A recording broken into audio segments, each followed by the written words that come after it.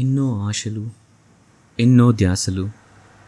కొన్ని నిజమైతే బాగుండు, కొన్ని అబద్ధమైతే బాగుండు. ఇన్ని కన్ఫ్యూజన్స్ మధ్యలో నేను నా సహాతో ఏం మాట్లాడుతానో చూడాలి.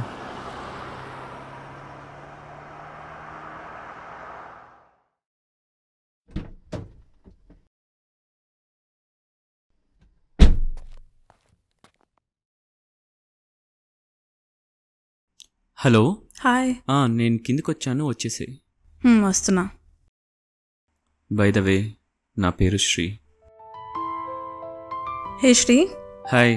ఏంటి అర్జెంట్గా కలవాలన్నావు? ఊరికే కలవడానికి వచ్చాను.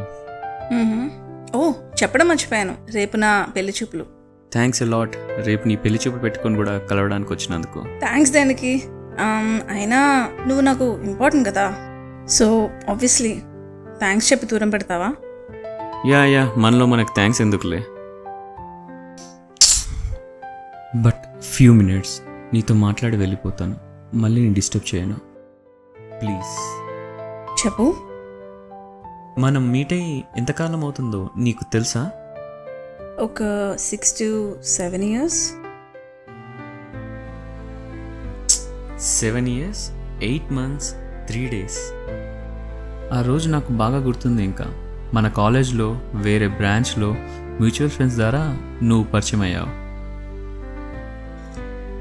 ఇది చెప్పడానికా ఇంత అర్జెంట్గా కలవాలన్నావు? Wait I'm coming to the point.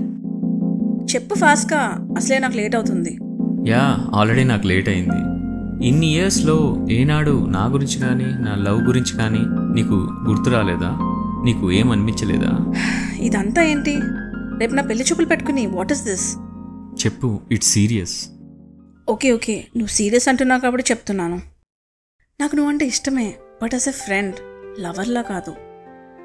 అప్పుడప్పుడు నేను లోగా ఫీల్ అయినప్పుడు నీతో టైం స్పెండ్ చేస్తే ఐ ఫీల్ మచ్ బెటర్, అంతే. అవునా? ఫ్రెండ్ అనుకోనేనా నైట్ అంతా ఫోన్లో మాట్లాడేదానివి? ఏ గిఫ్ట్ ఇచ్చినా రీజన్ అడగకుండా తీసుకునేదానివి? ఇన్ని రోజులు నామని మనమని అనుకున్నాను. ఇప్పుడేంటి, లెక్క రాసి ఖర్చు అడగడానికి వచ్చావా? అంటే లెక్కలు అడగడానికి వచ్చావా? లెక్కలు అడగాలంటే ఇప్పుడు కాదు, ఎప్పుడో అడిగేవాడిని.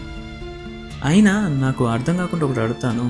నేను ఏ అమ్మాయితో మాట్లాడితే నీకెందుకు ఆ పొజిటివ్నెస్? ఆ అమ్మాయి గురించి వచ్చి నాకు నెగిటివ్ చెప్పేదానివి ఐ మీన్ వై?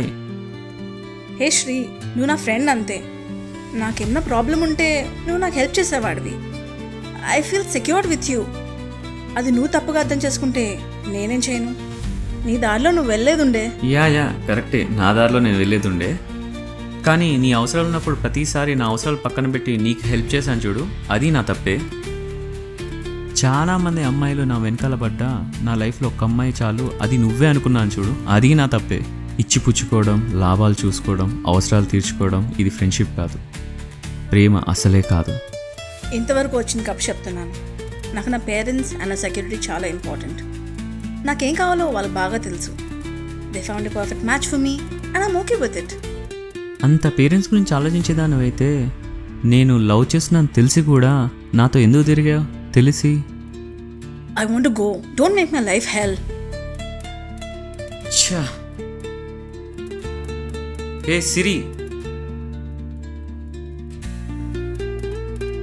సిరి, అబ్బాయి నీకు నచ్చాడా? ఎంతే, నేను లవ్ చేశాను కదా. అబ్బాయి ఫోటో చూపిస్తావా? అట్లీస్ట్ పేరైనా తెలుసా? లేదు, అయినా నాకు నా పేరెంట్స్ మీద నమ్మకం ఉంది. ఒకసారి మీ ఫాదర్కి కాల్ చేసి అబ్బాయి పిక్ పంపించమని చెప్పొచ్చు కదా. ఇప్పుడు అవసరమా? పెళ్ళైన తర్వాత పరిచయం చేపిస్తా కదా.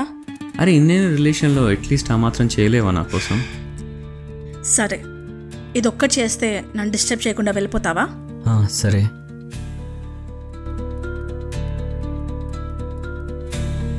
హలో నాన్న, ఒకసారి అబ్బాయి ఫోటో పంపిస్తారా?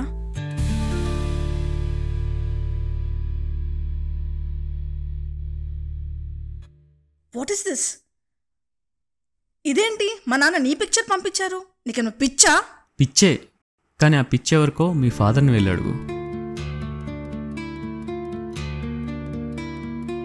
నానా, మనకు అసలు ఈ సంబంధం ఎలా వచ్చింది?